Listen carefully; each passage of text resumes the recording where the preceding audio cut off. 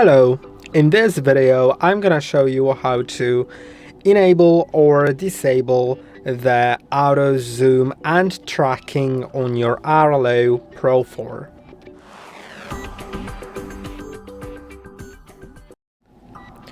If you want your camera to automatically zoom in and track any movement, you'll need to go to the settings, then go to video settings. Now find auto zoom and tracking, and once you enable it,